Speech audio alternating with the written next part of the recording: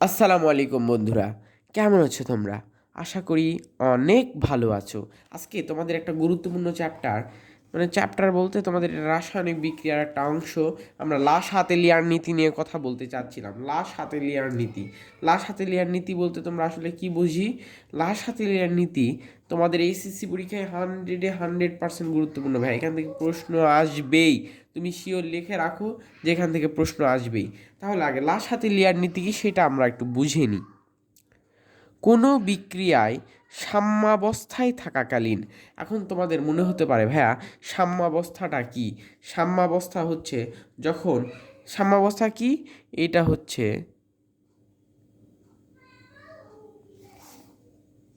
এটা হচ্ছে এখন তোমাদের একটু বলি সাম্যাবস্থাটা কি। সাম্যাবস্থা হচ্ছে যে সময়, আচ্ছা এটা একটু নিচে আমরা লিখতে পারি, এই জায়গাটাতে আমরা লিখি যে সাম্যাবস্থা আসলে কী জিনিস। সাম্যাবস্থা হচ্ছে যখন উভমুখী বিক্রিয়ার হার, অভিমুখী বিক্রিয়ায় বিক্রিয়ায়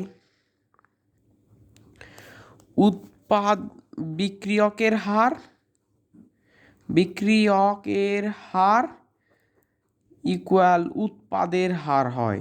উৎপাদের হার, বুঝছো? আমরা এটাই লিখতে পারছি, বুঝছো?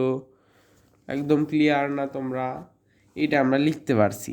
উপমুখী বিক্রিয়ায় বিক্রিয়ক, এইটা হচ্ছে বিক্রিয়কের হার ইকুয়াল উৎপাদের হার, সেটাকে আমরা সাম্যাবস্থায় থাকাকালীন যদি তাপ, চাপ, ঘনমাত্রা, এই তিনটাকে আমরা মূলত বলে থাকি নিয়ামক, বুঝছো?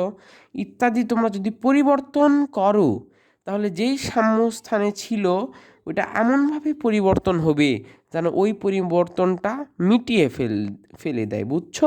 মানে ধরো পরিবর্তন হয়েছে 5, তাহলে ইও এমন একটা জিরো নিয়ে আসতে চেষ্টা করবে, মানে একটা প্রশমিত মানে জিরো। তাহলে এখানে কত হলে জিরো হবে বলো তো? -5। তাহলে -5 পরিমাণ। তাই এটা যেহেতু ম্যাথ আমরা একটু এখানে বুঝি। তাহলে তাপ যদি তুমি বাড়াও 5 কিলো জুল, তাহলে এখানেও এই সাম্যের অবস্থান এমনভাবে চলে যাবে যেন 5 কিলো জুল ওইটা প্রশমিত হয়ে যায়। বুঝছো কি বোঝো নাই?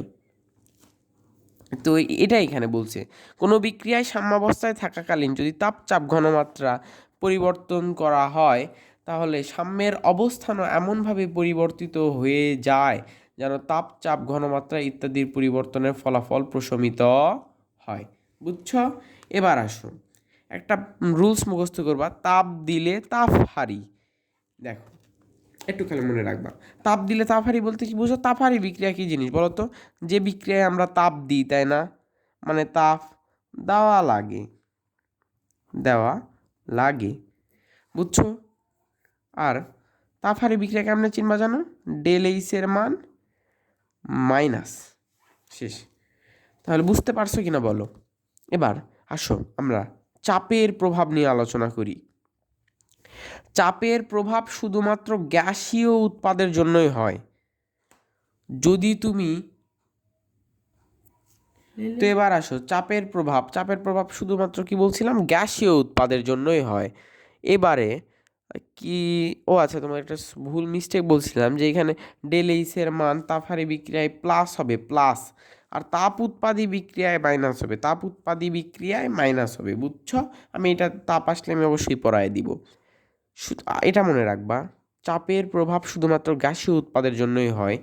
আর যদি এই বিক্রিয়কের মোল সংখ্যা আর উৎপাদের মোল সংখ্যা যদি সমান হয়ে যায় তাহলে চাপ কাজ করে না, চাপের প্রভাব কোনো কাজ করে না।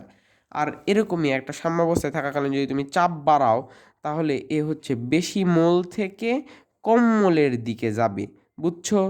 বেশি মোল থেকে কম মোলের দিকে যাবে। আর যদি চাপ কমাও তাহলে উল্টাটা, কম থেকে বেশির দিকে যাবে, শেষ। এটুকুই কথা। তাহলে তোমরা এখন যেহেতু এটা আরেকটু কথা আছে এখানে, তোমরা এটা উৎপাদের মানে বৃদ্ধি নিয়ে এটা কথা হয়, তাই না?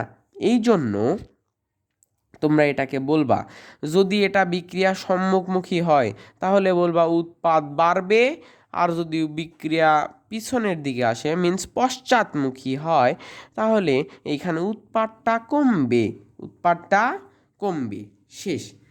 তোমরা একটু প্রশ্ন যেরকম দেওয়া থাকবে সেরকম করে লিখবা। এবার আসো তাপের প্রভাব।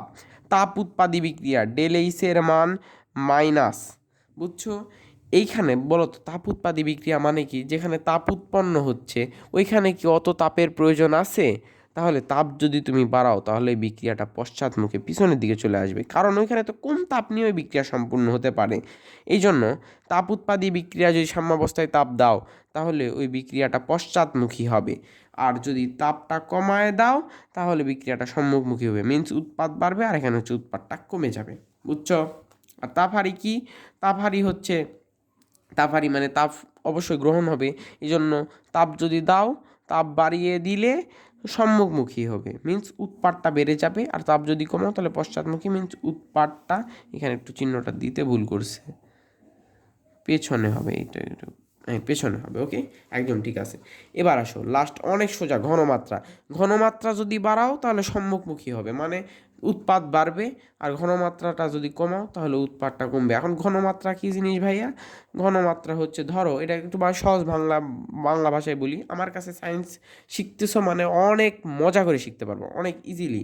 ঘনমাত্রা মানে ধরো তুমি একটা জায়গায় 2 গ্রাম ক্যালসিয়াম কার্বনেট রাখছো, তাহলে ওইখানে যদি তুমি 10 গ্রাম রাখো তাহলে কি বলো তো, মানে উৎপাদ কি বেশি উৎপন্ন হবে কি না বলো? তুমি একটা কিছুতে এত গ্রাম দিয়ে বিক্রিয়া করাচ্ছ, তাহলে যেটুকু উৎপাদ উৎপন্ন হবে এটা দিলে কি বেশি হবে কি না বলো? এই জন্যই বলছি ঘনমাত্রা যদি আমরা বানাই, ঘন হলো বেশি আর একটু গাঢ় হলো, তাহলে যদি বেশি তাহলে সম্মুখমুখী, আর কমালে পশ্চাৎমুখী। তো আলহামদুলিল্লাহ, সবাই ভালো থাকো, সুস্থ থাকো, এবং এ ধরনের ভিডিও পেলে অবশ্যই সবাই সাবস্ক্রাইব করে দাও আর আমার পাশে থাকো সব সময়। আসসালামু আলাইকুম রহমতুল্লাহ।